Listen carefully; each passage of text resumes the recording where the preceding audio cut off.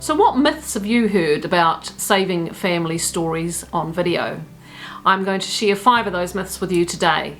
And also at the end of the video, I'll be talking to you about a special offer that I have in August and September 2022, so stick around to hear about that.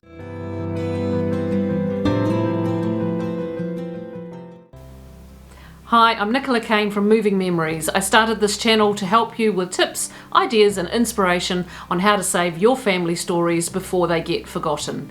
Everyone has a story and I want to help you save yours. So let's get started. Myth number 1, my story is not very interesting. Absolutely not true. What you think is not interesting, your everyday life, things that you've done during your life, may not be interesting to you, but I can guarantee you they will be interesting to future generations. What we do in our everyday life is different to what our grandparents did in their everyday lives. So, for example, they would have gone to different social events. They would have gone to the local dance hall to meet their partners. Often you hear that they've met their partner at the local dance hall, people in their 70s and 80s.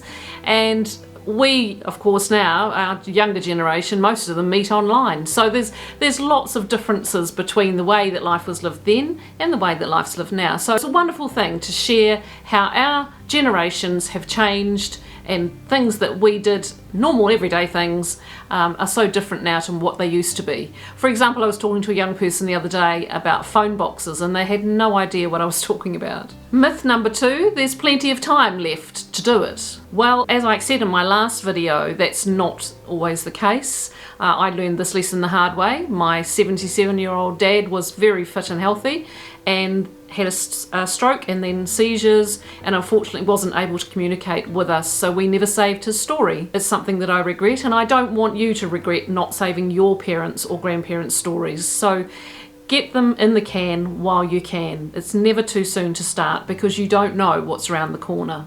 Myth number 3, you need to be at least 70 before you start saving your memoirs. Absolutely not true.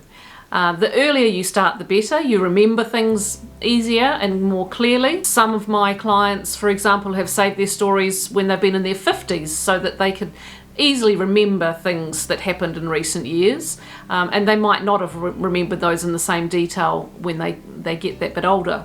So I recommend start recording things now, even if you just do small chunks, key events in your life. Maybe record a few short stories, perhaps about your wedding day, about the day that your children were born, your graduation from university, a little bit about your university days, whatever it is. Record those small things now, even while you're in your 20s, 30s, 40s, 50s, it doesn't matter.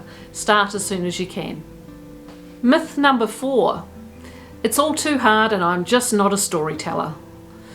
Well, I have some great videos in my channel to help you with your confidence. I've got lots of suggestions of questions that you can ask people if you're doing the interviewing of a family member to save their story. And being nervous is something that we all, suffer from. I suffer from it as well. But it takes practice, so more practice, and don't be afraid of sharing your story on video and pretending that the camera is one of your best friends and you're talking to them about your life through the lens. If you click in the description below, you'll find a link to sign up to receive my 10 tips for video camera confidence, and they will help you with getting camera ready so that you don't feel that you can't do this. Myth number 5. My parents have already told me everything I know about all their background. I don't need to record their stories. That may be true, but every time you record something with a person, you're going to hear different tidbits of information about what happened. I can guarantee you of this. I've done this myself and learned an awful lot from my mum when I'd interviewed her. Stories that I didn't know about, that I thought I had all the details of, but in fact I didn't. And it's great just digging deeper and asking the emotive questions as well. When you ask emotive questions, you will get different answers to when you ask just the factual questions. And I'll put a link in the cards to the video that I've done about the top 5 emotive questions to ask your family members. At the start of the video I mentioned that I had a special offer to share with you, and that is in August and September 2022 I am giving away a free 15-minute video memoir. So if you would like to go into the draw to win that, all you have to do is sign up to book a call with me, a free call, and I will put you in the draw to win that. The draw closes at the end of August and it will be drawn on the 5th of September, so I will get in contact with you then if you are the lucky winner of the 15-minute video. If you're not based in Wellington, then I will be able to do the video with you remotely. We don't have to do it face to face. So please do jump onto that link in the description and enter the draw. It's on my website, movingmemories.nz.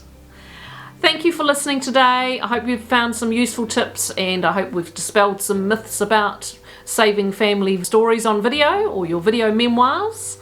So subscribe to my channel. Every subscription helps to keep the channel going, and hit the bell so that you're notified of all new videos coming out, which is every fortnight. Have a wonderful day. Thanks for watching. Bye for now.